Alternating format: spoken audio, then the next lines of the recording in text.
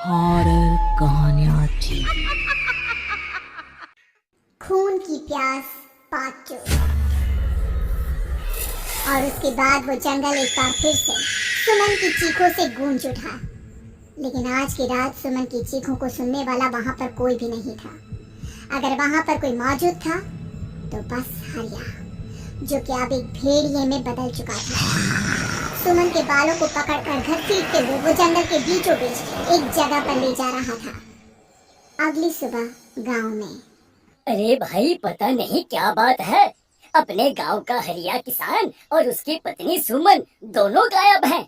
दोनों का कोई अता पता नहीं। अरे कैसी बातें कर रहे हो भाई, ये कब हुआ है? अरे पूरे गांव में खबर फैली पड़ी है।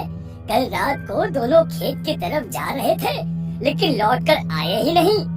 तो हो सकता है अपने खेत पर होंगे। पूरा गांव ढूंढ कर आया है भाई। जानते हो क्या मिला वहाँ पर? क्या हुआ भाई? क्या मिला? बताओ हमें क्या मिला? अरे हरिया की पत्नी सुमन के कपड़े पड़े हुए थे। शरीर का एक एक कपड़ा फटा हुआ झोपड़ी के बाहर पड़ा था, लेकिन दोनों पति पत्नी का कोई पता ठिकाना नहीं था। अरे भाई, लेकिन उसका जो दोस्त है ना रामू किसान, उससे पता करके आते हैं ना। अब तक तो दोनों साथ ही खेत पर जाया करते थे। हाँ, हमें उसके घर जाना चाहिए भाई। चलो वहाँ चलते हैं, चलो। वो सारे लोग रामू के घर पर पहुँचते हैं। रामू अपने घर के बाहर बैठकर हुक्का पी रहा था। आज सारे के सारे लोग टोली बनाकर मेरे घर क्यों आ रहे हैं? क्या कोई मर गया क्या भाई? अरे कैसी बातें कर रहे हो? तुम्हारा सबसे अच्छा दोस्त हरिया और उसकी पत्नी गायब है, और तुम यहाँ बैठकर हुक्का पिए जा रहे हो? हैं?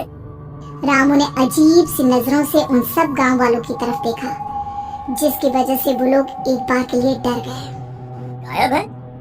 अरे गायब नहीं है, मुक्ति मिल गई है। उन दोनों को मुक्ति मिली है।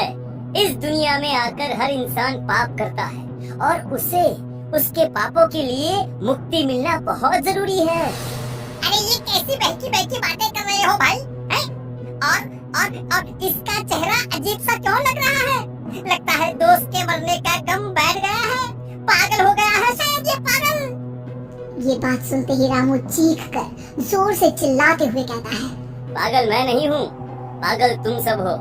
और ये शैतानी जंगल अब तुम में से किसी को नहीं छोड़ने वाला, सबको खा जाएगा। याद रखना मेरी बात। शैतानी जंगल? कैसा शैतानी जंगल? लगता है रामू पागल हो चुका है। हमें यहाँ से चलना चाहिए भाई। चलो। तभी रामू की पत्नी बाहर आती है। नहीं, आप लोग इनकी बात का बुरा मत मानिए। 2 दिन पहले हरिया के साथ खेत पर गए थे। जब से वहाँ से आए हैं तब से ऐसी ही बातें कर रहे हैं। भगवान जाने ऐसा क्या देख लिया उन्होंने, खेत में कुछ भी बड़बड़ाते रहते हैं। लेकिन गांव के लोगों ने कमला की कोई बात नहीं सुनी, और वो सब वहाँ से चले गए। रात अब धीरे धीरे ढलने लगी थी।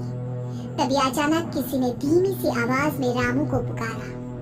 रामू, आजा, मैं तुम्हारा इंतजार कर रहा हूँ। और सुनो, अपनी पत्नी को साथ लेकर आना, नहीं तो काम अधूरा रह जाएगा। ये आवाज सुनते ही रामू के चेहरे पर शैतानी मुस्कुराहट आ जाती है। वो धीमे कदमों से अपने घर के अंदर आता है। क्या हुआ? तबीयत ठीक है ना बाप की? मैं तुझे अपने साथ खेत पर ले जाने आया, चल। मैं तुम्हारे साथ कहीं नहीं जाने वाली। मुन्ना गहरी नींद में सो रहा है, और उसे अकेला छोड़कर मैं तुम्हारे साथ खेत पर नहीं आ सकती। वैसे भी तुम्हारे उन खेतों में भगवान जाने कौन सा राक्षस घूम रहा है, मुझे तो डर लगता है।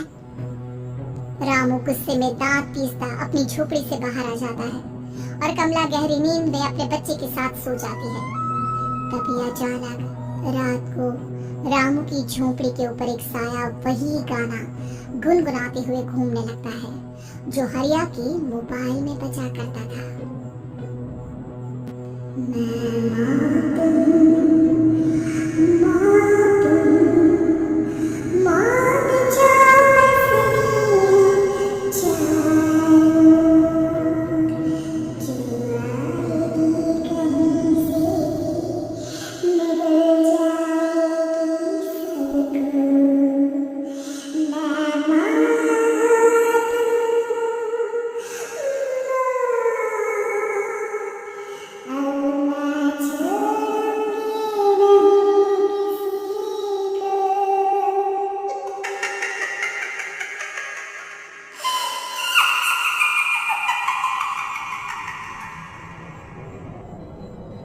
आवाज सुनकर रामू की पत्नी कमला की आंख खुलती है और वो देखती है कि उसका मुन्ना अपनी जगह से गायब था।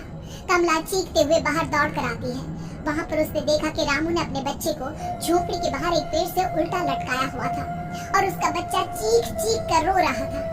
वहीं दूसरी तरफ एक साया बच्चे के ठीक नीचे आग जलाकर उसके चारों तरफ हैवानों की तरफ नाच रहा था। छोड़ दो मेरे बच्चे को। अरे क्या कर रहे हो तुम? शर्म नहीं आती तुम्हें? अपने ही बच्चे को इस तरह मौत के हवाले करते हुए। अपना बच्चा? किसने कहा ये मेरा बच्चा है? अरे ये तो उस रामू की औलाद है, इस गांव के किसान रामू की, और मेरी दुश्मनी इस गांव के हर इंसान के साथ है। क्या? कैसी बात कर रहे हो तुम? ये औरत कौन है? ये मेरे बच्चे को खा जाएगी। तभी अचानक से उस साया ने एक बेहद खतरनाक दिखने वाली औरत का रूप ले लिया और उसकी आंखों से आग निकल रही थी। सही पहचाना तूने। मैं तेरे बच्चे को खा जाऊंगी। अगर तू अपनी जबान के रामू के साथ जंगल नहीं आई, मैं तेरे बच्चे को खा जाऊंगी। लेकिन क्यों? आखिर क्या चाहते हो तुम मुझसे? मुझे जंगल क्यों ले जाना चाहती हो? औरत बुरी तरह से ठहाके मार मार कर जोर जोर से हंसने लगी और साथ में ये तो तुझे वहाँ चलने के बाद ही पता चलेगा ना। अगर तू नहीं आई तो थोड़ी देर में तेरा ये बच्चा आग में जलकर मर जाएगा। चल जल्दी। नहीं, मेरे बच्चे को छोड़ दो। तुम जहाँ कहोगे मैं तुम्हारे साथ चलने के लिए तैयार हूँ। और उसके बाद उस बच्चे को झोपड़ी में लिटाकर आगे आगे वो साया चल रहा था और उसके पीछे पीछे रामू अपनी पत्नी के बाल पकड़कर उसे घसीटते हुए जंगल की तरफ ले गया। जंगल में जाने के बाद कितनी खूबसूरत हो तुम। आज की रात बस तुम और मैं एक दूसरे के साथ रहेंगे। मुझे तुमसे बहुत डर लग रहा है। तुम्हें क्या हो गया है? तुम तो बिल्कुल ठीक थे। वो होगा जो हमारे बीच होना चाहिए। तो आओ अपने आप को मेरे हवाले कर दो। कमला ने डर की वजह से अपनी दोनों आंखें कसकर बंद कर ली थी। रामू ने बुरी तरह से चीख कर कमला से कहा, आंखें खोलो अपनी और मेरी तरफ देखो। कमला ने जैसे ही अपनी आंखें खोली उसने देखा कि रामू एक खतरनाक खूनी हैवान में बदल चुका था।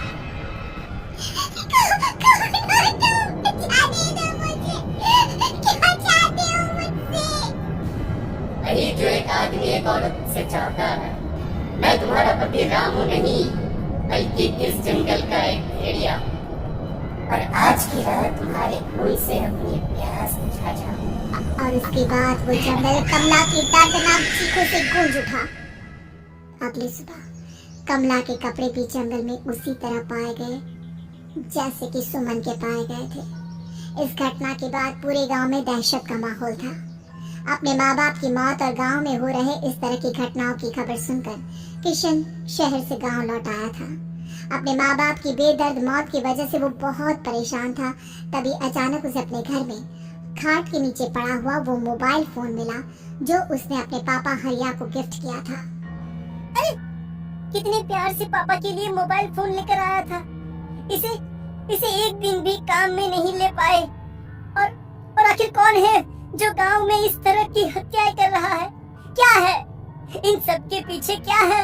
मुझे पता करना ही होगा, वरना एक दिन पूरा का पूरा गांव खाली हो जाएगा। इस गांव में एक भी जिंदा इंसान नहीं बचेगा। गांव के लोगों की मदद करने के इरादे से किशन अपने गांव से दूर एक दूसरे गांव में बहुत बड़े तांत्रिक के पास मिलने के लिए गया। तांत्रिक बाबा, अब आप ही कुछ उपाय बता सकते हैं। भगवान जाने हमारे गांव को किसकी नजर लग गई है। नजर नहीं लगी है, किसी ने तुम्हारे गांव को बद्दुआ दी है। किसी सताई हुई आत्मा का प्रकोप है और अब वो पूरे गांव में किसी को नहीं छोड़ेगी जब तक उसकी आत्मा को शांति नहीं मिल जाती। अरे लेकिन ऐसा कौन है बाबा? किसकी आत्मा है और कैसे मिलेगी उसे शांति? मौत है, मौत कहीं से भी आएगी और सबको निगल जाएगी। इससे बचने का सिर्फ एक ही उपाय है, लेकिन उस उपाय को करना आसान नहीं होगा। जो भी उस उपाय को करने की कोशिश करेगा उसकी जान जा सकती है। भले ही मेरी जान चली जाए, लेकिन मैं अपने गांव के लोगों की जान बचाने की पूरी कोशिश करूंगा बाबा। तो ठीक है फिर, अगली अमावस की रात जैसा मैं कहता हूँ वैसा ही करना। अमावस की रात तांत्रिक के बताए अनुसार किशन अपने साथ केरोसिन लेकर जंगल की तरफ चल पड़ा। उसके हाथ में देवी के मंदिर का सिंदूर भी था। किशन जंगल के बीचों बीच पहुंचा। ये देखकर उसकी आंखें फटी की फटी रह गई। वहाँ एक उबलते पानी का तालाब था और कई लोगों की लाश लटक रही थी। किशन के माँ बाप की लाश भी वहीं थी। माँ, बापू, क्या हो गया? ये क्या हो गया? तभी वहाँ पर एक औरत और आदमी आते हैं। उन्हें देखकर किशन चौंक जाता है। गोपाल काका, आपकी तो 5 साल पहले मौत हो गई थी। और निर्मला काकी, आप? मौत तो हो गई थी, लेकिन तुम ये नहीं जानते कि हमारी मौत कैसे हुई थी। क्या क्या कहना चाहते हैं आप? कुछ नहीं, बस ये जान लो कि अब इस गांव में कोई जिंदा नहीं बचेगा। लेकिन क्यों काकी? क्योंकि 5 साल पहले इन गांव वालों ने मुझे डायन बताकर पत्थर मार मार के मार डाला। मेरी कोई गलती नहीं थी। गांव का एक बच्चा क्या लापता हुआ, सारा इल्जाम मेरी पत्नी पे डाल दिया। और जब मैंने निर्मला की जान बचाने की कोशिश की तो मुझे भी मार डाला। आपके साथ ये बहुत गलत हुआ काकी, लेकिन आप जो कर रहे हैं वो भी सही नहीं है ना। तुम यहाँ से चले जाओ वरना तुम भी नहीं बचोगे। हमारी आत्मा पिछले 5 साल से मुक्ति के लिए भटक रही है। चले जाओ यहाँ से। मौका देखकर किशन सिंदूर उन दोनों के ऊपर डाल देता है। उनका शरीर जलने लगता है और वो भयानक तरीके से चिल्लाने लगते हैं। अगले ही पल किशन उनके ऊपर केरोसिन डाल देता है और वो दोनों जल जाते हैं। किशन अपने माँ बाप और दूसरी लाशों का अंतिम संस्कार करवाता है और अपने घर लौट आता है। लेकिन वो अभी भी इस बात से अनजान है